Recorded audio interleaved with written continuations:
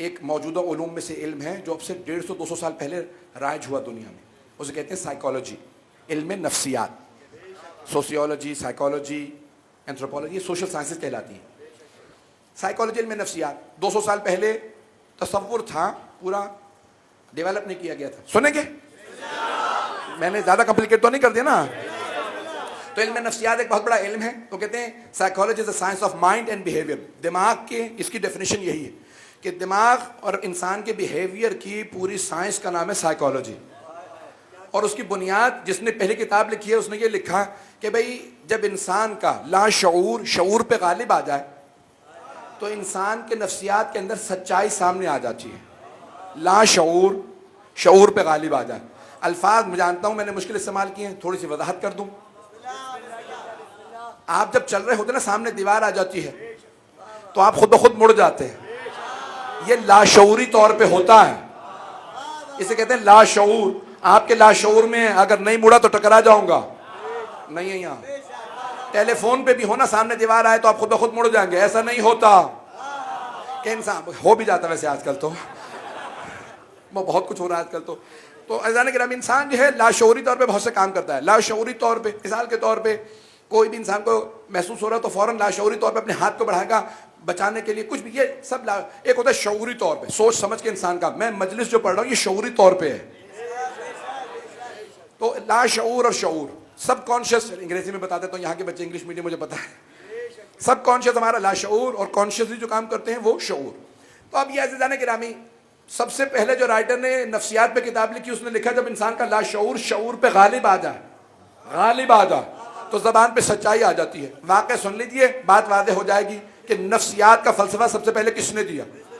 2 افراد آئے کوفے میں. دونوں نے کہا یا علی، یہ میں نے راستے میں غلام خریدا تھا، یہ تسلیم نہیں ہو رہا بلکہ مجھے الٹا غلام بنا لیا. ماتھے پہ تو لکھا نہیں تھا آقا یا غلام. لوگ ہیں ماتھے پہ تو نہیں لکھا ہوتا کہ یہ آقا ہے، دوسرا والا غلام. کہا یا علی میں ابھی راستے سے خرید کے لایا ہوں اور اس نے الٹا مجھے دبوچ رکھا کہ تو غلام ہے. مولانا نے کہا تم میں کون غلام ہے؟ دوسرے نے کی طرف انہوں نے اشارہ کر دیا یہ غلام ہے. تو میں آقا کون ہے؟ کہا میں. دونوں ایک ہی بات کہہ رہے ہیں. مولانا نے کہا خود فیصلہ کر لو، میں فیصلہ کروں گا تو ایک کو برا لگے گا. ہوتا یہی ہے، جس کے خلاف چلا جائے اسے برا لگ جاتا ہے. مولانا نے کہا پھر آخری دفعہ سوال کر رہا ہوں، تم میں سے آقا کون؟ دونوں نے کہا میں. تو جب وہ سزائے موت دی جاتی تھی تو دیوار اس میں سوراخ ہوتا تھا، ہاتھ باندھ کے گردن پار کر دی جاتی تھی. جلاد تیزی سے تلوار چلائے اور گردن اتار دیتا تھا. مولانا نے کہا دونوں دیوار سے گردنیں نکال دو. اب جس نے غلام خریدا تھا اس نے کہا میں بے موت مارا گیا. دونوں کو گردنیں نکال دیں. مولا فیصلہ کرتے میرے حق میں ہونا چاہیے تھا. دونوں گردن نکال کے کھڑے ہو گئے. مولا نے اپنے غلام کو آواز دی، نام تھا قمبر.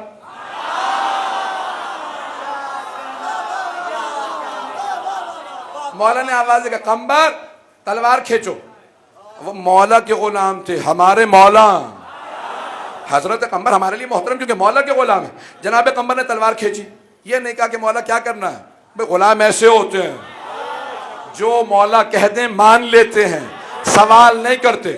انہوں نے تلوار کھینچی. مولا نے کہا قمبر آگے بڑھو. اب دونوں کب کپانے لگے. کیا غلام کی گردن کاٹ دو. نہیں ہے مجمع. مولا نے فرمایا قمبر غلام کی گردن کاٹ دو. جناب قمبر مولا کو دیکھ رہے، میں تو جانتا نہیں، بولے کچھ نہیں. تلوار کھینچی، غلام نے گردن پیچھے کی. مولا نے کہا جس نے گردن پیچھے کی ہے وہ غلام ہے. اب سب نے پوچھا یا علی آپ کو کیسے پتا؟ کہ اس کا لاشعور شعور پہ غالب آ گیا.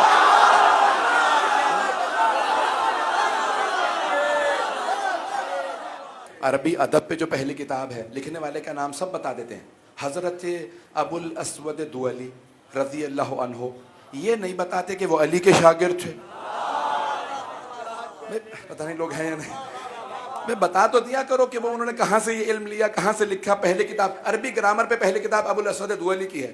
تو بھئی یہ بھی تو بتاؤ وہ مولا کے شاگرد تھے، ایلچی تھے، گھر میں صفائی کرتے تھے، مولا کی نالین اٹھاتے تھے. جو مولا کی جوتیاں اٹھاتا تھا نا، مولا نے کہا ایسا سکھاؤں گا کہ سارے ادیب تیرے شاگرد ہوں گے.